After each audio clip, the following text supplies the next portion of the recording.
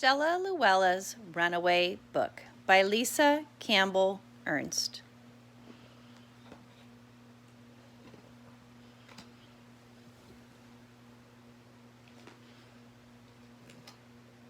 Look at all the different places that Stella Louella is reading. What can you tell about her already before we've even started this book? Looks like maybe she likes to read.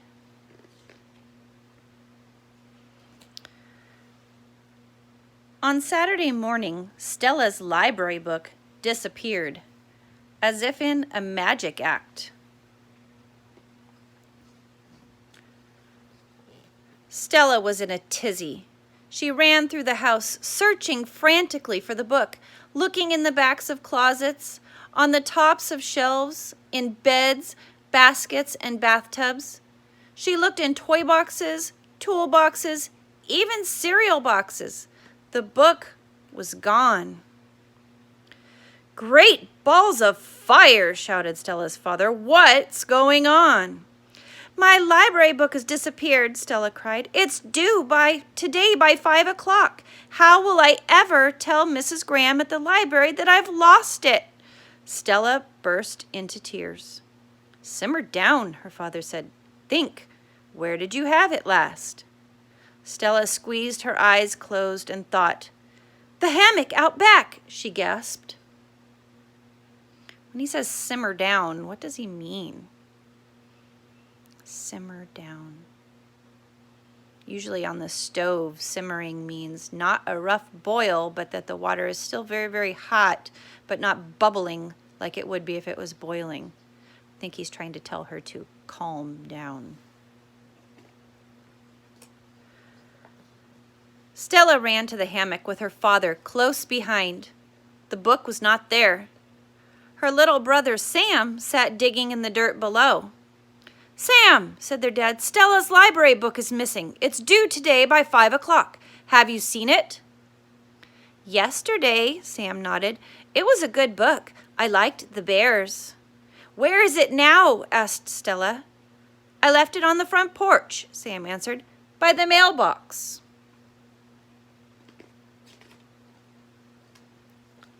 Stella ran to the front porch with Sam and her father close behind.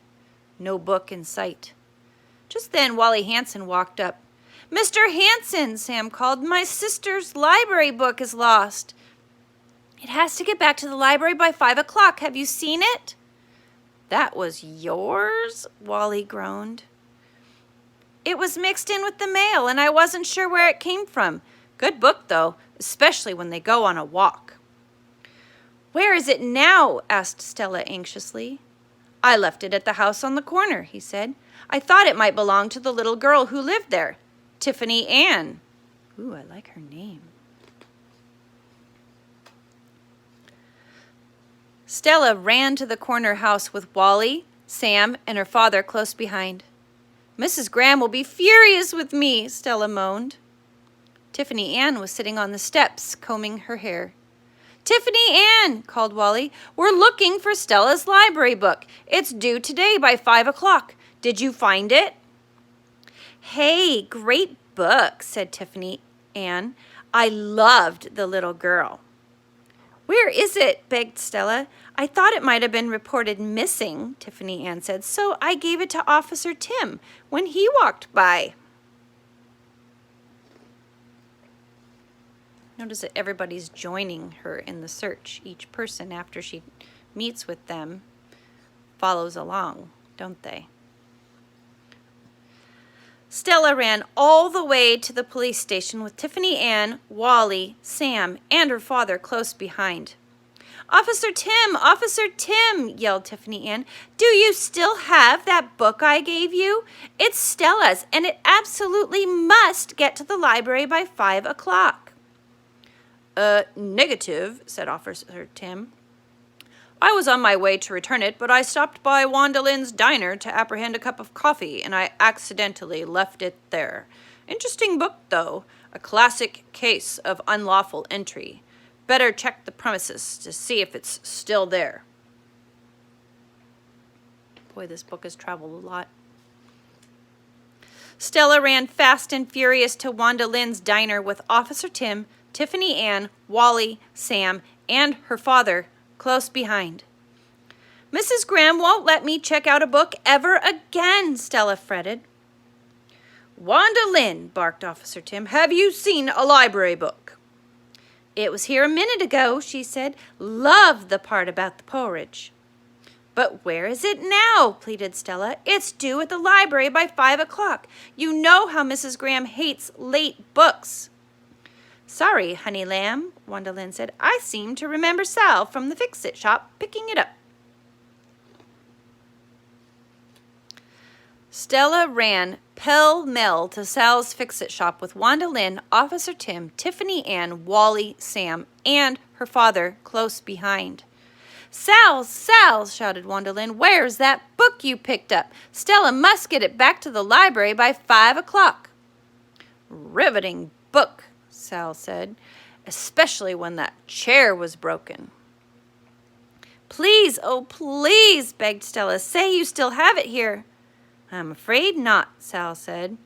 Morty from the bed bazaar asked to borrow it. Dear. Stella ran to the bed bazaar with Sal, Wanda Lynn, Officer Tim, Tiffany Ann, Wally, Sam, and her father close behind. Morty, called Sal, we've got a problem. That book you borrowed is Stella's, and it's due at the library no later than 5 o'clock today. Morty shook his head. A baby carried it off not 10 minutes ago. We just might be able to catch her. She's headed west on Elm Street with her mother. It was a terrific book, Morty raved as he joined the crowd. I loved the part where the little girl tries out the beds. Stella moaned. Mrs. Graham will never believe this. Do you have an idea about what the title of this missing book might be? There's some clues that I've been noticing.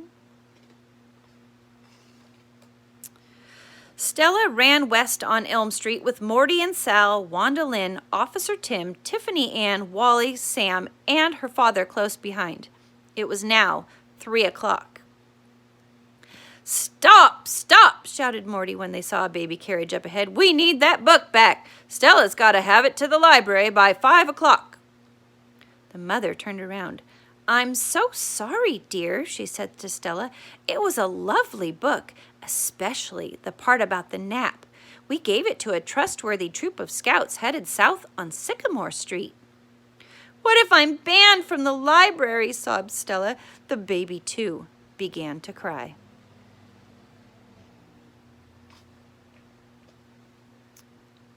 Stella ran south on Sycamore Street with the baby and mother, Morty and Sal, Wanda Lynn, Officer Tim, Tiffany Ann, Wally, Sam, and her father close behind. 2 blocks later, they spied the scouts. Hey, wait up, yelled the baby's mother. There's been a mistake. That library book is Stella's, and it's due by 5 o'clock today. The weary scouts were returning from a long nature walk. We don't have it, said the exhausted scout leader. It was a good one, though, especially when the bears finally returned home. The scouts all nodded. We left it with Duff Morton. He stopped off at the park to work on his bug badge. I'll never get to read a library book again, whined Stella. Oops. Stella ran willy-nilly toward the park with the troop of scouts, the baby and the mother, Morty and Sal, Wanda Lynn, Officer Tim, Tiffany Ann, Wally, Sam, and her father close behind. It was now 4 o'clock. Duff, quick, shouted the scout leader. Hand over that book. It has to get to the library by 5 o'clock. Duff looked up from his magnifying glass. Aha, he said. Excellent book, especially when the bears discovered that girl.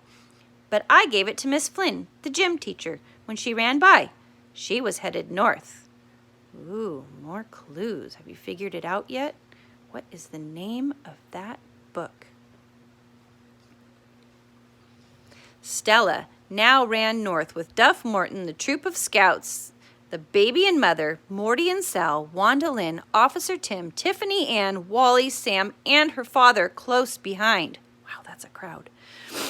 "Stop," shouted Duff when Miss Flynn was in sight. "Stella has to return that library book you have by 5 o'clock. "But I don't have it," said Miss Flynn, still jogging. "I loved the ending, though, when that little girl ran through the forest.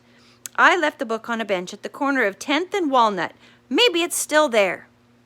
"I'll probably have to turn in my library card," sobbed Stella, still leading the way.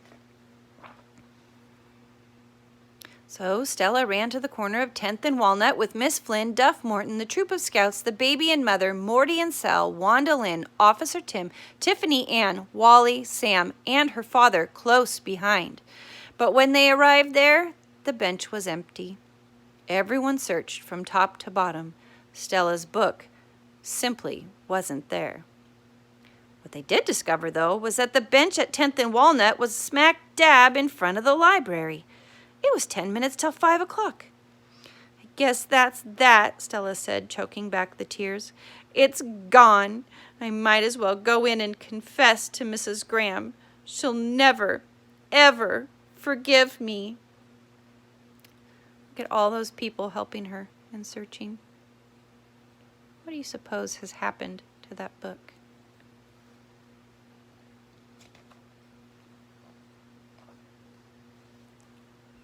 Stella now walked as slow as molasses into the library with, well, everyone close behind. She thought about turning around and running, but it was no use. Mrs. Graham would track her down eventually. Then all too soon, Stella was at the front desk. She couldn't bear to look Miss Graham in the eye. Wonderful Mrs. Graham, who had a story hour every Saturday. Wonderful Mrs. Graham, who always helped her find books. Wonderful Mrs. Graham, whom she was about to disappoint terribly. I've lost my library book," Stella whispered at last, trying not to cry. "I'm so very sorry." How do you think she's going to react? Mrs. Graham smiled mysteriously, pulling something from under the counter. "For some strange reason, this was on the bench outside," she said. "My book!" Stella yelled. "You found it!" Joyful shouts burst from Stella's friends, and there was an excited buzz as everyone recalled their favorite parts again. Mrs. Graham agreed with them all. "What's your favorite part of the book?" Stella asked her. "Why, the same as with every book," Mrs. Graham said with a chuckle. "My favorite part is when someone reads it." So at 5 minutes till 5 o'clock, Mrs. Graham checked out a new book to Stella, and Miss Flynn, Duff Morton, the troop of scouts, the baby and the mother, Morty and Sal, Wanda Lynn, Officer Tim, Tiffany Ann, Wally, Sam, and her father were all close behind.